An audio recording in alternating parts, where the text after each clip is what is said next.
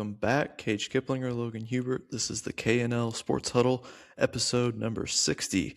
It is Monday, April 20th, and on today's episode, doing things a little bit differently. Logan and I have some various topics and ideas that we've come up for this show as the sports schedule is a little light right now. NBA playoffs just started, so we don't have big talking points yet for those series. Baseball's moving along, and the NFL draft just isn't that interesting this year. So we can take this week's episode to have some poignant discussions on various sports topics, settle some debates maybe, create some what-if scenarios, and anything else we come up with. So make sure to hit that like button, subscribe to the YouTube channel, and maybe someday the style of this week's episode could be a mailbag. But if you prefer listening on Spotify, the link to our page is in our YouTube channel description. You can also get us on Instagram at HuddleKL Sports for breaking news and clips from our episodes. Logan, great to see you again. Get us started. Yep. So we'll actually go over first sports topics that happened this past week. I mentioned last week how the RBC Heritage is one of the more underrated events of the year. And it always delivers, and it's always right after the Masters, but that doesn't stop a lot of guys from competing in it. And we had another dandy this year as Matt Fitzpatrick won in a playoff against Scotty Scheffler. Coincidentally, both those guys were two of the last three champions of this event, so they both had experience winning the what do they call it? The jacket. Is there a name for the jacket that they win? Whatever. Yeah, I don't know if there is. And yeah, but yeah, it's a red jacket. It's a red jacket they win. I should know it. I don't know why I don't know the name, but yeah, Fitzpatrick had the 3-shot lead after Saturday, but Scheffler, he didn't get off to a bad start by any means, like we've seen some of these tourneys he's been in, but he didn't get off to as good of a start as the rest of the field. But on moving day Saturday, he moved all the way up into second, but Fitzpatrick still had a 3-shot lead. But it got interesting down the stretch. Fitzpatrick played very consistent golf the entire day. He didn't have a bogey until hole number 18, which he had a very poor chip, especially after Scheffler had a really good chip to set up a par opportunity, and that's all was needed to force a playoff. And Fitzpatrick, he bogeyed 18 that forced the playoff. But then when we got to the playoff, Fitzpatrick hit the incredible approach shot, and Scheffler didn't. So, I mean, both guys kind of took turns of hitting poor shots. And Scheffler's, I guess you could say, was more costly because that's what ultimately lost him the tournament. But still, very good competition. We're going to get a couple week break, I think, from outstanding golf, but the PGA Championship's coming up. But this was a dandy. This was another dandy. Did you happen to catch any of it? Very small bits and pieces of it. I've kind of followed along with the alerts that I was seeing on that Sunday. Seeing that it did go to a playoff, that was pretty cool. And Fitzpatrick moves up to third in the World Golf Rankings, so that's pretty cool. It's the highest he's ever been up on those rankings. So pretty cool stuff that he's right behind Scheffler and McIlroy this year. Yeah. Also in golf news, there's lots of chatter about future of live golf that was happening this week, and still unsure what's going to happen there. But we even got news today about DeChambeau spent some of his time at the Masters negotiating with the PGA about if he did leave live, like what that process would be, which makes me think he's out the door. But it's just devastating because the team golf thing's just been amazing. I'm a diehard Crushers fan, and they've had some good matches. Yeah, it just didn't. Okay, in baseball news, the New York Mets are on a streak. I'll say that. Not for the better though. They're on an 11-game losing streak, but they're getting closer because their 11th loss here Sunday they got walked off. I mean, they had the lead on the Cubs and did with the Cubs at a walk off, but a team that kind of, you would say, had a disappointing year last year given their expectations. So we thought this, like we even talked about before the season, this could be a bounce back year. But when they're already like 8 games out of behind in the division this early in the season. It's only April. Things are not going well in Queens, right? Yeah, they're in Queens. Yeah. That's what borough, New York, they're in. Yeah, it's obviously a long season, and they could turn this around. They got plenty of games left to get this thing turned around. But it was a team that I pointed out a team to fade this year, even with all the money they spent and kind of a whole reworked roster. I just they don't spend the right money in this New York team. So. NL Central had a very good weekend, though. Cubs swept, Reds swept, and Cardinals swept. So, Yep. Yeah, we Reds and Cardinals took it to the American League, and the NL Central is the only division with all 5 teams with winning records. So pretty cool stuff from our favorite division. That team we thought would be unpredictable going into the year. Yep, and then in football news, we might do a little draft discussion later, but here one big topic this week is that the Bengals will not be selecting 10th overall. That pick will now be held by the New York Giants because the Cincinnati Bengals acquired Giants star defensive lineman Dexter Lawrence. Sexy Dexy. Sexy Dexy is coming to Cincy. Yeah, I mean, we know. I mean, Lawrence, you could say, kind of had a slightly down year last year, but we all know he's a very good player, and we'll take it. And the Bengals will take it. I mean, they still need 9 or 10 other guys, but at least they can fill one hole. And like I said, I mean, would you rather take him or take a 10th overall pick, who could be really good, but the "could's" a strong word because it's a draft pick, and they could also end up being a bust. It's safer to take. Feel like, especially when you're in win now mode like the Bengals are, because I mean Joe Burrow is not getting any younger or healthier, so you gotta get all chips in. And this was a good move in my opinion. Like, this is what a team like the Bengals, who are better overall than a 10th overall pick, should have a better pick than a 10th or a worse pick than a 10th overall pick, I guess is the way to say it. Trading it for a star player, I think that was the right move. You're a Bengals fan, yeah? What was your take? Yeah, I loved it. After losing Hendrickson, which was kind of expected coming into this next season, we needed some help up front, and this was definitely a guy that will help us do that. Obviously, we need a cumulative great defense to help us out, but hopefully this is the start of that, and into not wasting the best years of Burrow's career. So. Yeah, and every other team in the NFC North has a star guy on the line. TJ Watt, Myles Garrett, and Hendrickson. So the Bengals desperately needed one, and they got one for sure. All right, thank you, Logan. So let's move on to this segment we're calling the Audible.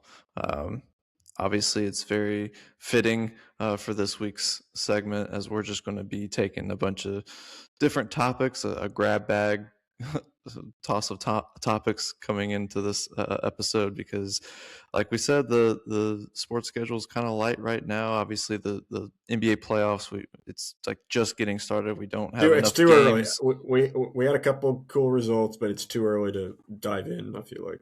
The NFL draft is not very deep or intriguing as maybe the last couple of years have been, so we're not going to do our full rundown preview segment of the draft. We kind of know who's going number one in that, but we've got a few topics here that we're just gonna call an audible here. We're gonna do some different things, and let's get into some historical and current topics that we just want to give our takes on. So let's have it. Logan, I'll let you go first and bring up whatever topic you want to start with, and let's just do this thing. So it's, if you had to pick the 5 team sports we go over the most, it would be NFL, NBA, MLB, and then college football, college basketball. So I'm just going to go ahead and say it, and we'll get to each one as time allows it. But for each one of those, I'm going to ask who you think the best team ever of the 21st century in the respective league was. So, but I'm not going to do it all at once. We're going to start with NFL.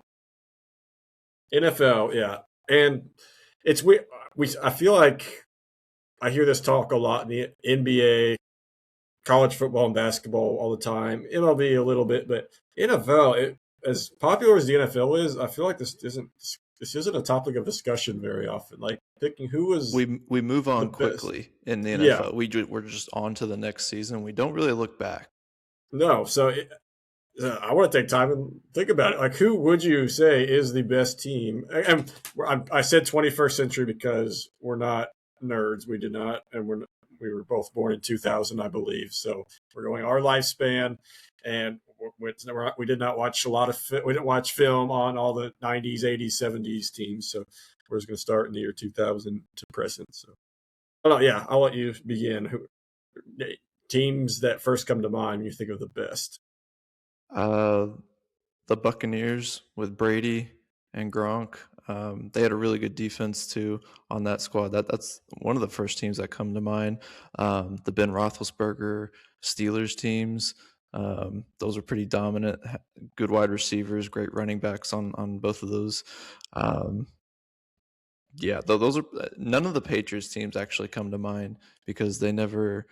The best It, one didn't win a Super Bowl. exactly, Yeah. exactly, and I wouldn't say the Giants teams, No, 9-7, absolutely not. No, were absolutely. one of the greatest. Um, and I don't have enough of a memory looking back before like '06, '05 or anything like that. So yeah, I'd probably say the Buccaneers team, especially when they manhandled a Patrick Mahomes Chiefs team like the way they did. Yeah, that's good. And it's just a tough topic. Like you could convince me the '07 Patriots were the best team of the century because just think if Asante Samuel just would have caught that interception, I mean they'd be undefeated. Or if David Tyree didn't pin a ball to his helmet, they would be undefeated. So I mean, I just the For a two very things just dominant franchise, they did have some bad luck throughout. yeah. They had a lot of good luck, but yes, occasionally they had some, especially at the hands of Eli Manning and company. But 2000 Ravens could be. I just don't think their offense was very good. That was Like Dilfer, right, at quarterback? Dilfer, and then even like the 2012 Ravens, that defense was amazing. But I don't. I mean, Flacco, better offense in their 2001, and their defense was probably slightly worse than the 2001. But Legion of Boom is up there for me, very high. You could say their offense, yeah, might be, and I'm not talking. I mean, I'm just talking about the short 2 year window there of the Legion of Boom. But I mean, they still had Marshawn Lynch. I mean, they had.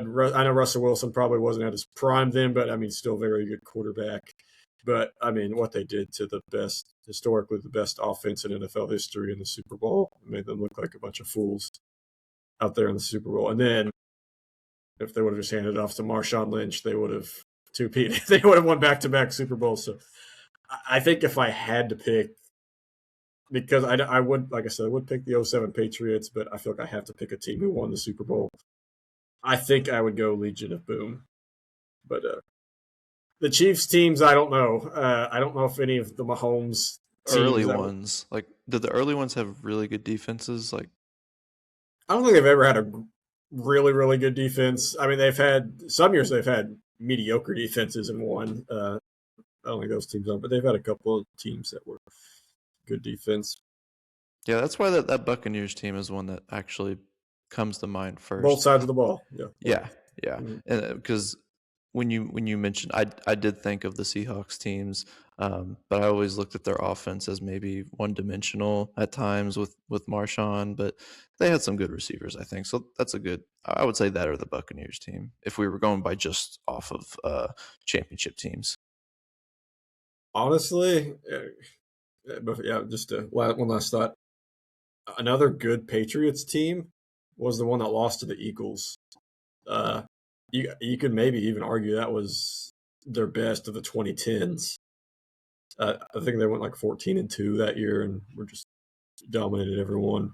But Nick Foles, then Nick Foles happened, and put up 41 on a Bill Belichick defense in the Super Bowl. But so yeah, I feel like if they would have won the Super Bowl, that might have been close to the top two. But And then my other NFL discussion with you, before I'll let you pick the topic, is which is the bigger flex for the NFL?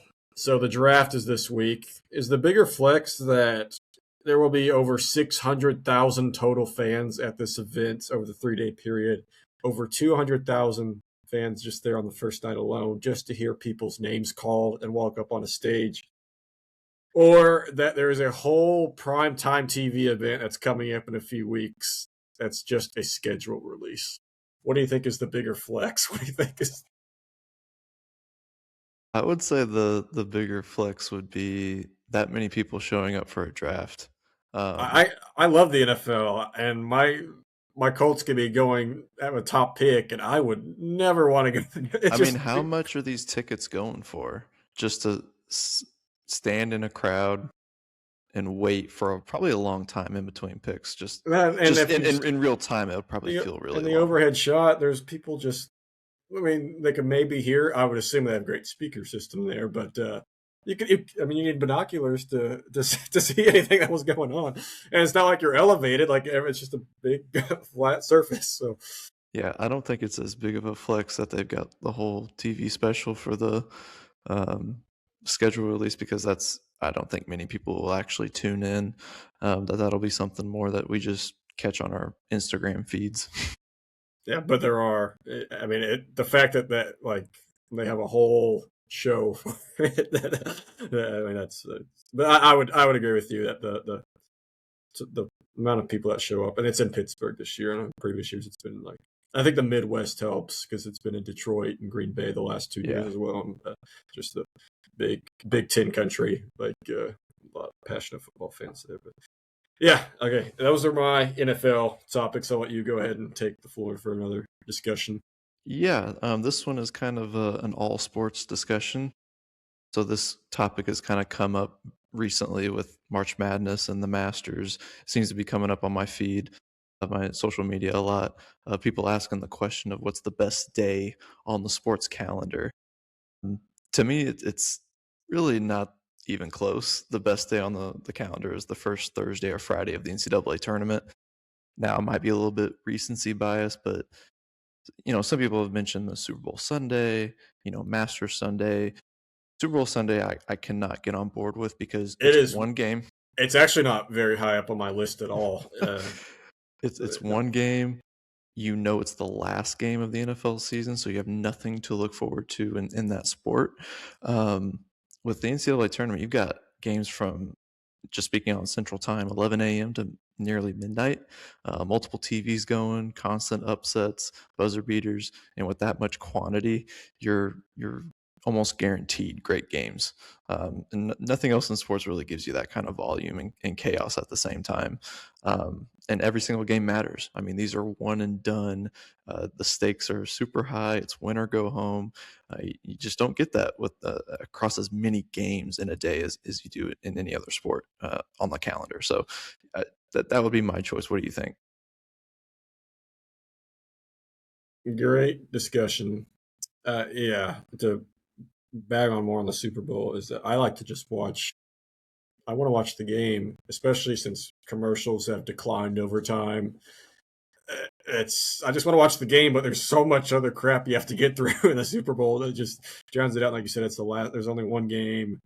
Um, yeah, it's not very high up on the list. Masters Sunday is a very good day. I wouldn't put it the best though. I honestly love Masters Saturday because I know there's another day coming and guys make a lot of moves on Masters Saturday. So That is true.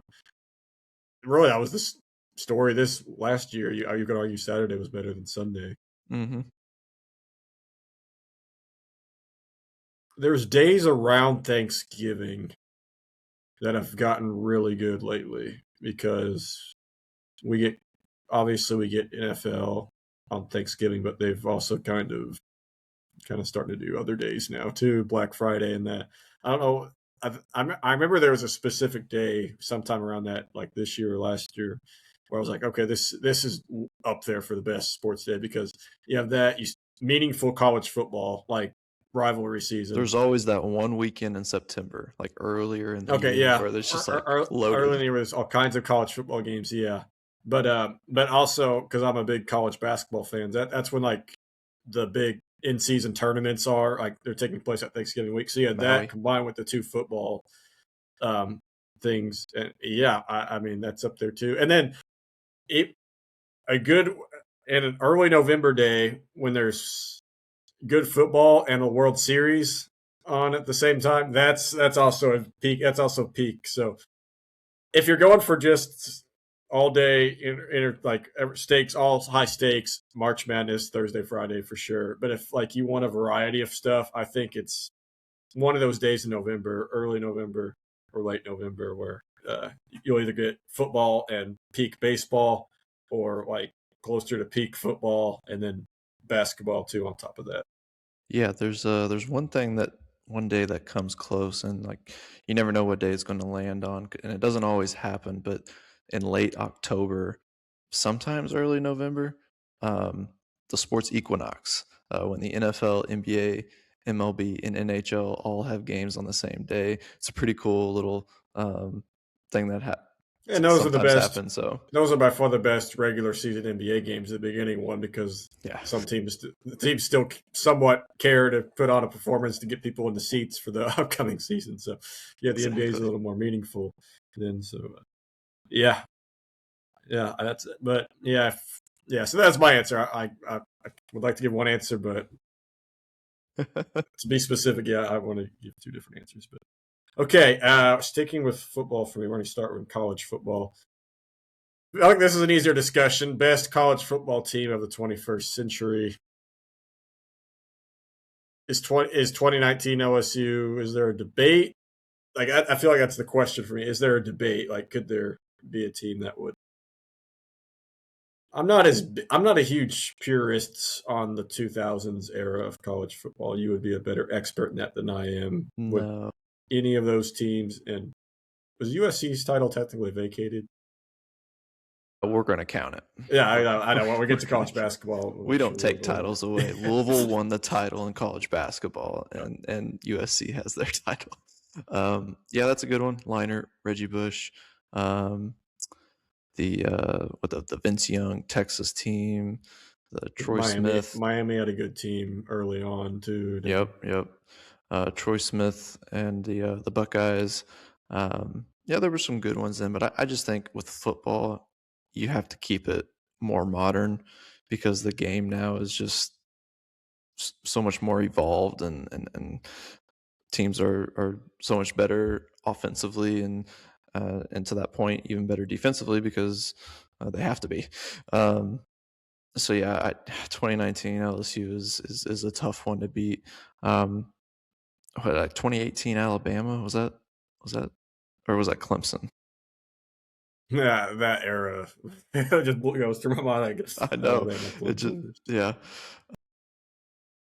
I have a sweet spot for my Buckeyes in 2015.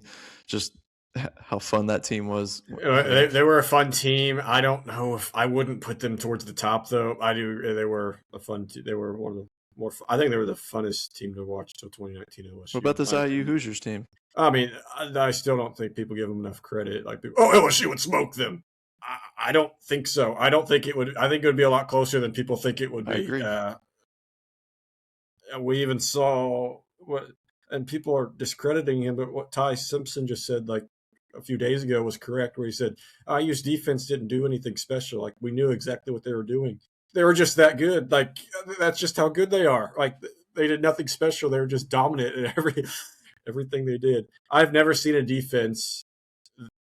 I've never seen a defense as good at like third and short or fourth and short in my life in college football than Oh my IU's God. defense. I felt like if you had a much better chance of getting a first down if you were in third and 8 than you were if you were in third and Yes. 1. It was incredible, and teams never figured that out. Like I was like, And then you have the version of the Ohio State team that showed up in the playoffs 2 years ago. yeah, the version, yeah, That version, I mean yeah. that was the one that was laying dormant throughout most of that season. yeah, I mean, if it's that version of that of that team, then that could make a case for him. But yeah, it's tough to go against the 2019. I know that they weren't great defensively, but it's like it's But we still look at all the pros they had on that team. yeah, Though. yeah. So I agree that I just don't. There are teams that could give him a better run than people give him credit for, like IU or even some of the. I almost think of Trevor Lawrence. Trevor Lawrence's best Clemson team. I know they blew him out in the playoffs that year, but like one of the previous the Hunter Renfro team with Hunter Renfro caught the game winner. I feel like they could keep up with LSU for a little bit. So. But yeah, 2019 LSU with Burrow and Chase Jefferson. Yeah. Okay, and then my other college football topic is I just want to, since we're not talking about the draft too much, I just want to talk about one thing. Let's just give a little more closure and just discussion on what are our final thoughts on Mendoza heading into the week. He'll be remembered till the day he dies and on at Bloomington. But the team he was on was great. He was a good quarterback, but he wasn't what won them their games this past season. He wasn't the catalyst. He honestly was bailed out by some of his receivers that turned into Jerry Rice throughout the season in certain games. But he's solid, but I don't know that he is a franchise-changing quarterback in the NFL, and the Raiders are hoping that he is. He's most likely going number one, but he made an incredible play in the championship game. You know, the diving Yeah, a good end just a zone. great fourth quarter. Yeah. But I don't know. I'm not like over the moon for him as an NFL quarterback, especially if he's going into a situation in the Raiders organization. Yeah, that's what it you just said. does I was not going to feel say great. before you said that last sentence. I said there was one key word you said there that made me question thinking that was Raiders. But in all seriousness, yeah, I mean, I think I like him a little bit more than you, but okay, some of the takes I've been seeing that are thinking he just didn't do enough in college. I mean, that's just asinine. Like the Orlovsky take of when did he win a big game? I mean, when did he perform big in a moment? I mean, that's like the very last argument you could make against him. I mean, just look at. I mean, yeah, his receivers were incredible, but look at the Penn State game-winning drive. Look at the game against the fourth quarter against Miami. Look at the closing out Ohio State in the Big Ten championship. He made some great throws in that too. But it just amazes me that I'm saying this about IU football, because this is what I always say about Alabama quarterbacks going into the draft is that, well, how good actually are they whenever they don't have an elite defense that bails them out? And I can't believe I'm saying this about IU, but that's really my main question about Mendoza is he's going to the Raiders, who are not going to have a defense that gives up like 10 points, at most 10 points per game. So, I mean, and gets like 3-and-outs on 80% of their possessions or causes a turnover. So it's got to be, he's going to have to make adjustments for sure. It absolutely does not help that he's going to the AFC West when all three of those teams in the AFC West have Super Bowl aspirations. I'm just gonna say it. They all do. I mean, some are farther than others, but they do. Chiefs, Chargers, Broncos. So he's going to start out in a hole for sure. But I think he's definitely got the mentality. I will say that there's no character questions or anything about that, and he's got the accuracy too. I think accuracy, and stepping up in big moments are big traits he has. But yeah, I am not. He's not nowhere close to like a surefire prospect though. But he's going to go number one because the quarterback class this year is nothing to write home about.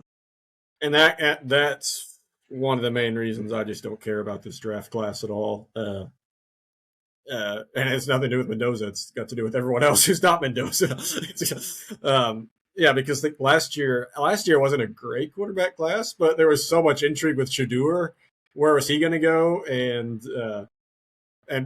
in line with that, then you got Dart and Shuck, because where did those dominoes fall because of Shador? And that just made an interesting storyline. Here, you just got nothing because they're saying there might just be two quarterbacks taken in the first 2 days, Mendoza and Simpson. I mean, that's Crazy. crazy. If you're wanting a quarterback, don't go to the draft. Are we done with football? Are we moving on? That's all the football discussions I have. Awesome. Let's move into basketball. And I've got a good one here. As one that I think I'd planned for an episode sometime last year, and I think something came up that we had to add to the rundown that we had to boot this out. So this is a good chance to go over my favorite what if, maybe the biggest what if in NBA history, and that's the Len Bias story. Just an incredible player in college for Maryland, but this is really just about his potential as an NBA star and how he could have affected the league. I mean, the ramifications of him actually being able to have had a career in the NBA could have changed the way we look at the GOAT debate, the way we look at the 90s, the way we look at the Celtics dynasty. Because I would say he's right up there with maybe a Bo Jackson for the biggest what if. And Bo Jackson was injuries. Len Bias was because he got drafted second in the 86 draft and then died 2 days later from an overdose. The tragic story, a cautionary tale, that when you really get into the fact that how did the Boston Celtics have the second pick in the draft in 86? I'd have to go searching into how that uh, draft pick came to be, what trade made that happen. But the 86 Celtics obviously are arguably one of the greatest teams of all time, definitely top 10, arguably top 5. And having come just off of that 86 title team, they would have been adding a potential budding star into their lineup. You're talking about a player with the athletic profile to potentially rival Michael Jordan being added to that dynasty.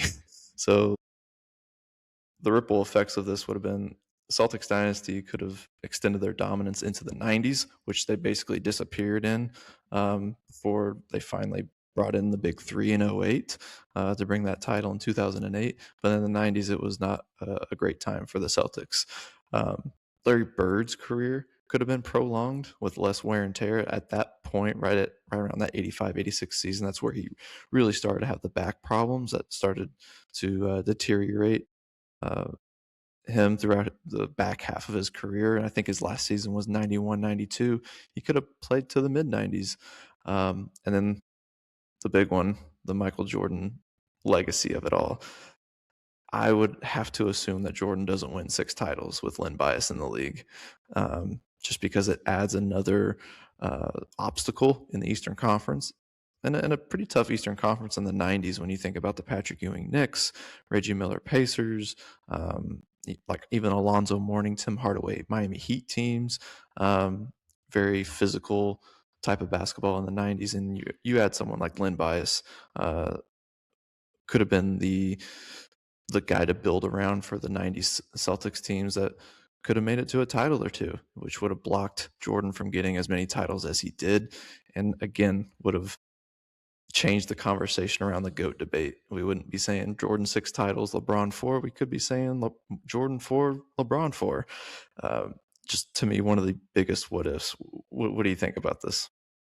Yeah, I'd never thought about, how did the Celtics get that pick? I would have laughed if it was the Nets again, like how it was in 2017 and 18 with Jaylen Brown and Tatum. No, it was the Seattle Sonics. They traded in 1984 their draft pick for Gerald Henderson and cash considerations to the Celtics. And then 2 years later, that pick turned out to be the second overall pick. Yeah, so this would be the equivalent of if AJ DeBonsa died 2 days after he got drafted. I mean, and just think of how insane But of a even story. then, like, I don't think him being in the league would have had as big of an effect as what Bias could have meant to that era of basketball. But still, think of how huge of a story that would be in the social media era. Just of DeBonza, like a high pick, died 2 days after being drafted, and then but then Len Bias just had was crazy amount of potential, especially going to a winning organization like the Celtics, who'd already had, I think, 15 or 16 titles by then. So, in their franchise's history.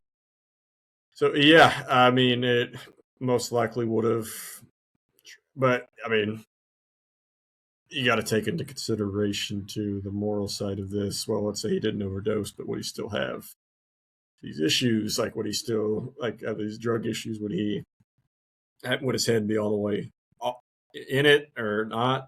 So you got to take that into consideration as well. But I mean, if he was fully committed, then everything you said could possibly have been true. Where it just completely changed the league as we see it today, based off how the '90s would have been affected and how the Celtics dynasty would have lasted longer. There would have been a less gap year. I feel like, or they would have had more time to find a successor to Bird, McHale, and Parrish that era, because Bias would have taken over. Then they could have been looking to fleece another team in a trade for a draft pick. I mean, they're winning the title in '87 because you just add him to that roster, and what that series went 7 against LA, and I think he's an X factor in that series that pushes them over. Yeah. Okay. NBA best team of the 21st century for me. This is the easiest one. To me, it's obviously the 2016-17 Golden State Warriors. No debate. That team walked through the regular season and went 67-15. They won the first 15 games of the playoffs. It took LeBron and company, got them in game 4, but that was it. So they went 16-1 in the postseason, and like I said, you could tell they just didn't even care about the regular season, yet they still won 67 games. Because I mean, that team was 73-9 the year before, then they added Kevin Durant. So I mean, I don't know. Is there any team that you could think would have a better case than that? I mean, maybe 24 Boston. That was a very well-rounded group. They're probably the equivalent with the rules in place, the CBA, that comes as close to that 2017 roster of the Warriors, just with the constraints that Adam Silver put in. It's about as great as you can build a roster in today's game.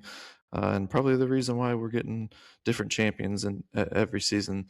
I don't think the Thunder come close to this team. I think if you were to match the 25 Thunder and the 17 Warriors, it'd be a mismatch still, even with how good the 25 Thunder are on defense.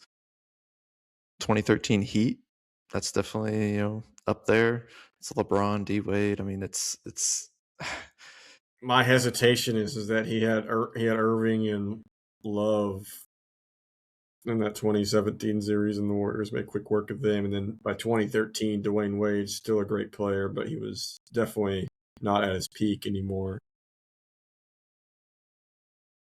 Yeah. I don't even know who would the 2014 Spurs. Maybe because I mean, Kawhi. Remember Zaza a cheap shot taking out Kawhi in game 1, and the Spurs had them on the ropes. So put a young Kawhi with that nucleus that just dominated the Heat in that 2014.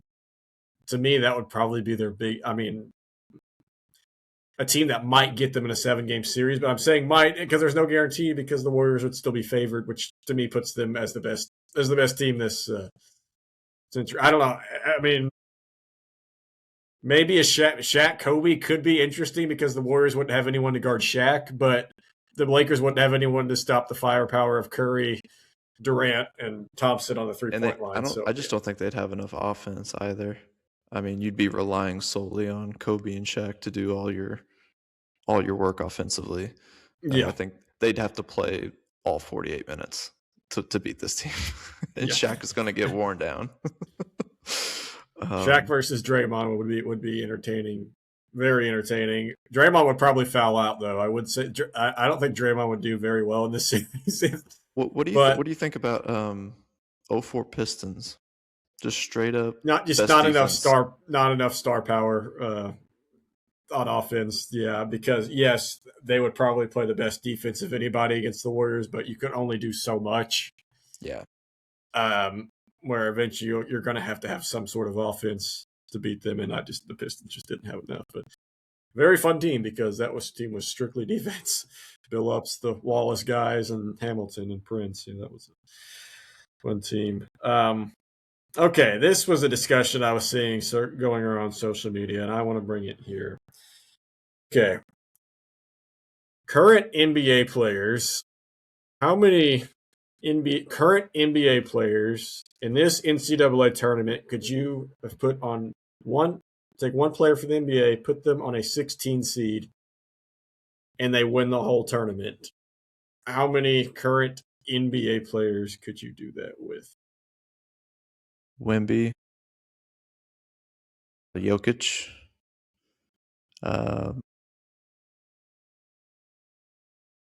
Giannis, definitely. I think the Greek Freak would definitely be unstoppable in college against these guys. The list gets really tough after those three. It's tough. Okay, it's tough because you have to win 6 straight games. Curry. I would still take Curry. I don't know. I wouldn't take Curry because you're still going to have to beat 1 seeds, and you're going to have 4 other guys who are not capable of guarding guys on a 1 seed. And Curry's not going to provide enough defense. Like you're still going to have 4 other guys who are going to have to stop Yaxel Lindenborg and all those guys on Michigan, or think Duke. Duke had some issues with the 16 seed, I think. That is true. Yeah, Duke was a bad example. Think Arizona think Arizona second half against Purdue, like that version of Arizona against the 16 seed. Sure, if Curry will get any bucket you want, but they're obviously going to double team him. So to me, Wembanyama for sure, because offensively and defensively, nobody could stop him. They could basically play. They could have the 16th. They could have 4 guys just guard the 3-point line, and then have Wembanyama in the paint, and then no one's going to score. No one in the college level is going to score in the paint. And then when you have 4 other guys just guarding the 3-point line, I don't care if they're 16 seed athletes or not, 4 guys guarding the 3-point line, you're not going to get up many quality shots. Jokic, I don't know. And it's not because some of the passes he makes that are just incredible, could he do those with 16 seed quality players? Like, just think of all his fancy behind the back, no look passes. Those kind of quality players. It would just hit them in the face, you're saying? That's but offensively, no one's gonna stop him. Defensively, he'll be great, even though he's not a great known for his defense. Any NBA big guy is just gonna be unstoppable defensively in college basketball. But yeah, I don't know if a guard can. I think it has to be a big. Giannis is interesting. LeBron, and KD are interesting. Like I could see, yeah, but I think it's gonna come down to the rest of the 16 seeded guys making shots, because all the defensive attention is going to be on this NBA player. So the 16 seed guys are going to be open in the corner for the 3. Whenever the NBA guys inevitably get triple teamed in the 16. Trust LeBron to find the open man. I like and that. who's gonna stop him in the paint? Like when he's driving no one in there. Even 40 years old, I'll take it. I just thought that, because like I saw some guys like throwing 30 NBA players could accomplish that. I'm thinking, win 6 straight games with not quality teammates against good competition, where obviously you'll be the best player by far, but the next 10 best players will be on the other team. So, yeah. And my last NBA discussion is this is related to college basketball again. So and this goes back to the NFL, where there's always the stupid debate. Oh, could this really good college team beat this NBA team, or beat the worst professional team? And no, Yeah. the score would always be 100-0. Okay, I saw what the Washington Wizards were throwing out at the end of the year this past year. Their tanking lineup: Justin Champagne, or whatever you say his name, Jameer Watkins, Will Riley, Anthony Gill, and Bub Carrington. Could Michigan beat that squad? So obviously, if the Wizards were at full strength, no, not even close. It'd be 250. Like Trae Young and Anthony Davis would dominate, or even like the Nets or the Jazz, they would destroy Michigan. But I'm talking about what the Washington Wizards were throwing out. This was their starting lineup of the last game of the season this year. Could Michigan? Yeah.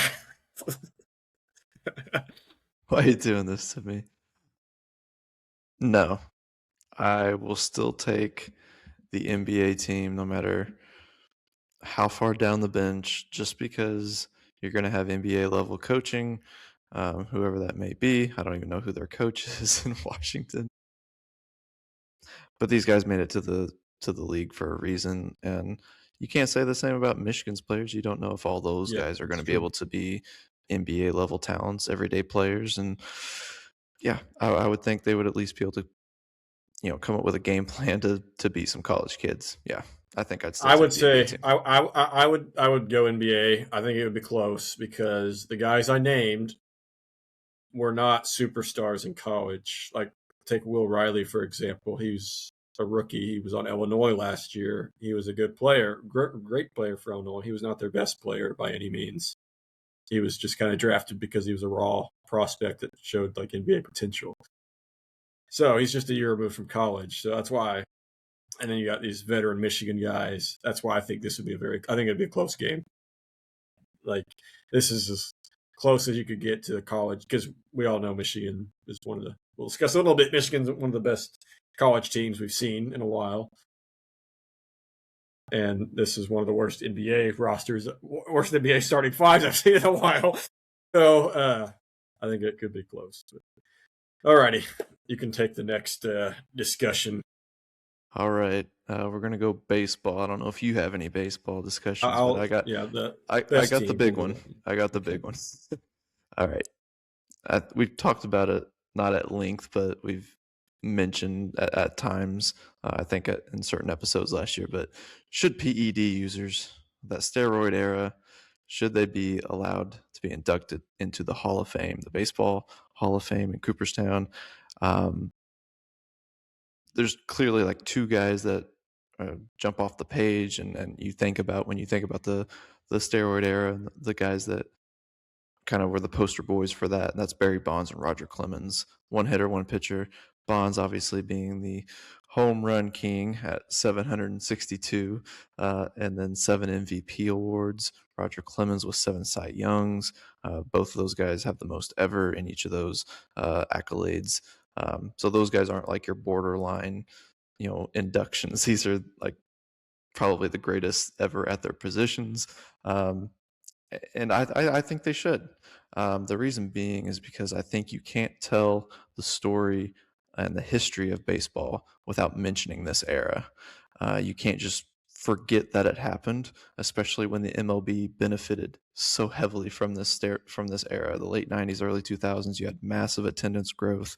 You obviously had the 1998 home run chase between Mark McGwire and Sammy Sosa, which revived the sport post 1994 strike. And so, they profited from the era that they're now trying to distance themselves from. And, it was widespread. It was poorly regulated. It was not aggressively tested early on in the era. And you even had teams even like, encouraging it at times.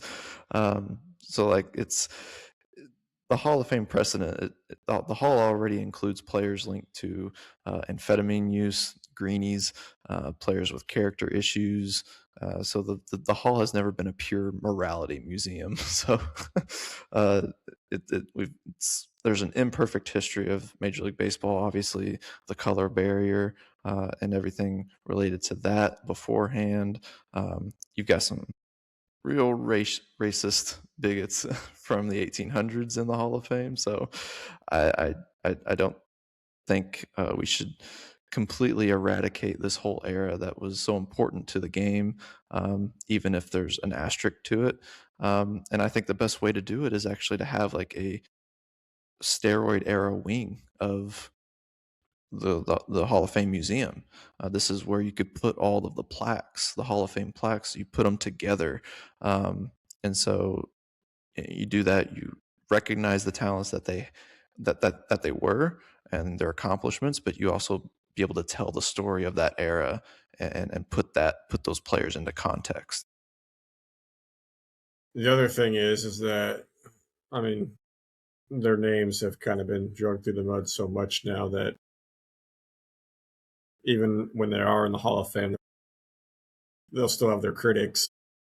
They already did their job by slandering their name already, if that's what they wanted out of this. I'm not saying that's right or wrong, but so yeah, that's the other argument. The time, it's just been too far gone from that now. The time, sure, they serve their punishment, in my opinion.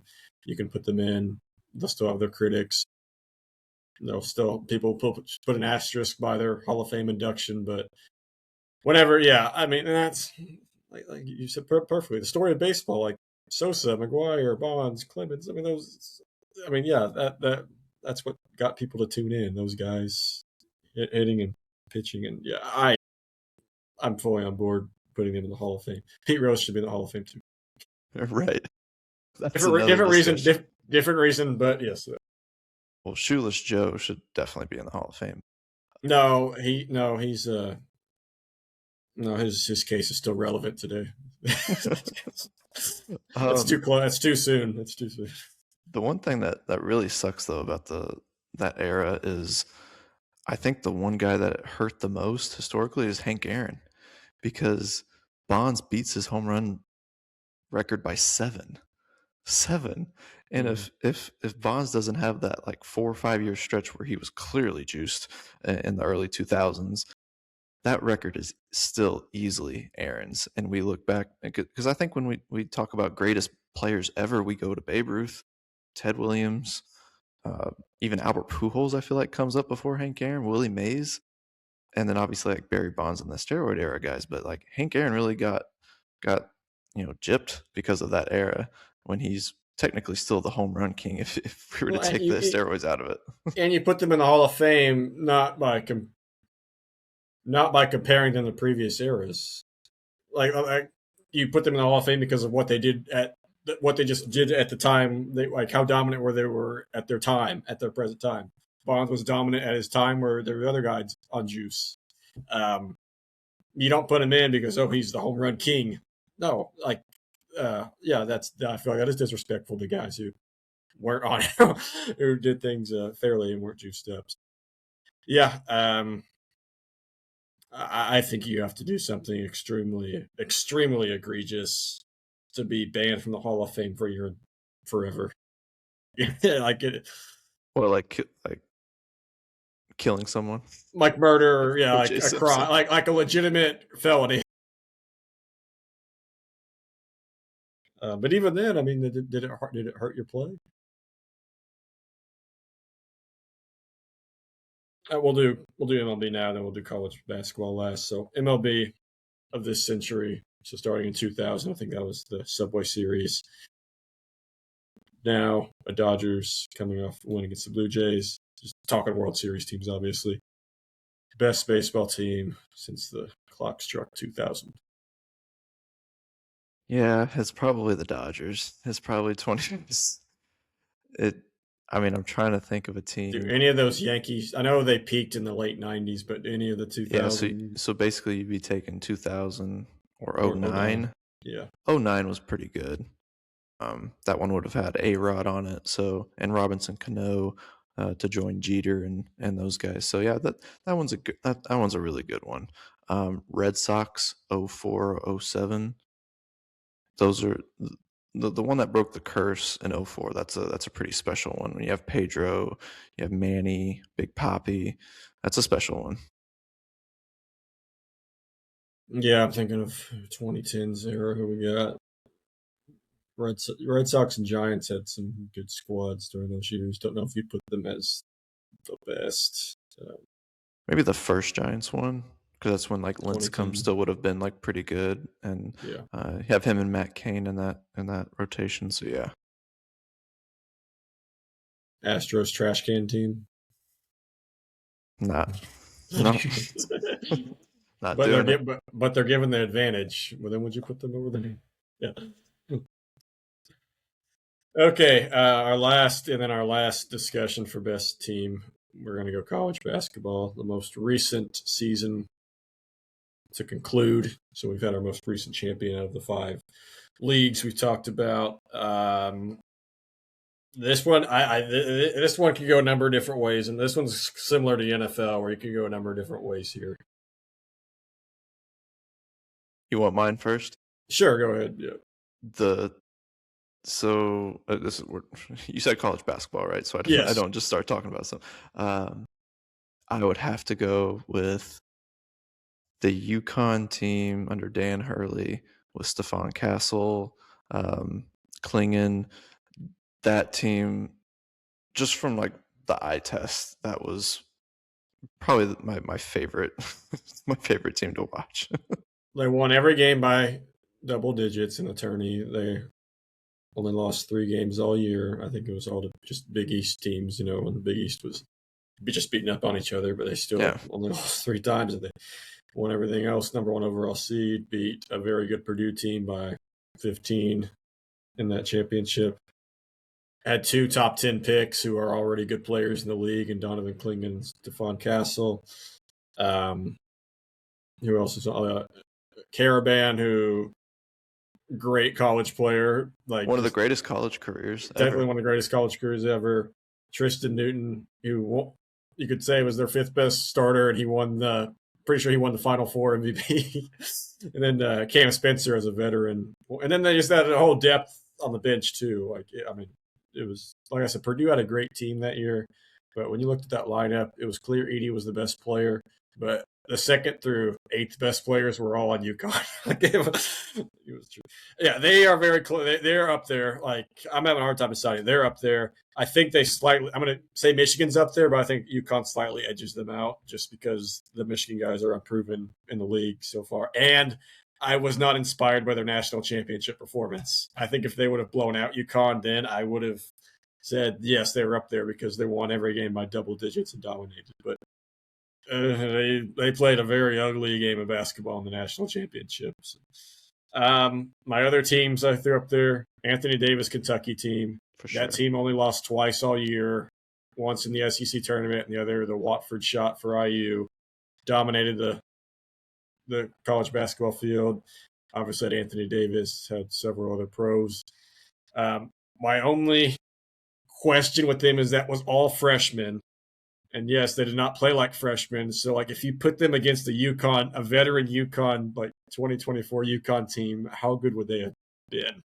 And I trust Dan Hurley probably more than I do Calipari.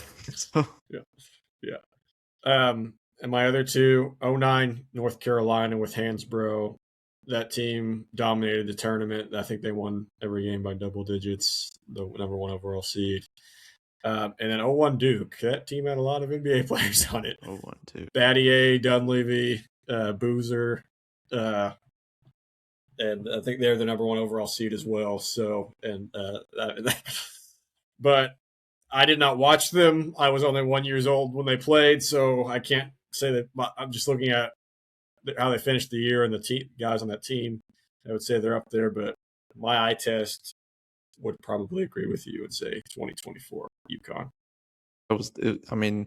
I knew from just watching that tournament that that's the best team I've ever seen play. That was so impressive. They were well coached. They were older, more experienced. And they won the title the year before. So they brought a championship-winning pedigree to a team that had 2 NBA players, and just just another step in this incredible run that Dan Hurley's been on with UConn. I will say they're not they're not the best, but a team that gets underrated a lot, and it might just because of the year they won it. But 2021 Baylor is a very underrated team. That team dominated the tournament, and they had some absolute dudes on that team. I think it's because they played in the weird Indiana tournament where it was all over the state of Indiana. It was COVID that people overlook it. But I mean, you look at their results. They just destroyed, who was it? They destroyed Houston in the Final Four, and then they destroyed Gonzaga in the championship. Jalen Suggs, Drew Timme, we thought that team was really good. We thought Mark Fee was finally going to break through, but no, it was clear Baylor was just a juggernaut that year. So I think that team gets slept on as well. I feel like they don't get the praise they deserve. Yeah, I think college basketball is probably the funnest discussion to have for best teams. NFL, like you said, there's just you switch years so much, and it's hard to analyze. And then to me, NBA and college football are so clear cut. And then baseball. Baseball's another. I don't know. Baseball should be a fun discussion. I just don't. Well, maybe because of the way it's so unpredictable. Even if you have a stacked roster, great season, that might be lose. It. Because you look at some of the best regular seasons in baseball history did not win a championship just because they didn't play well. The 2004 Cardinals got swept in the World Series, but that 06 team that won 83 games, we won it all. Exactly. Yeah, I guess that's a good point. That's probably why MLB discussion's not could be fun, but it's it's usually a lot of years the best team just doesn't win like other sports. Well, that was fun. We got to have a whole episode where we just picked out some topics where we probably pushed off these topics in previous episodes just because we have to talk about what's happening right now. But it was nice to have a break from that. And that's the show. This has been the KNL Sports Huddle. For Logan Hubert, I'm Cage Kiplinger. May your bets hit, your team not choke, and your stress levels stay manageable. We'll huddle up again next week.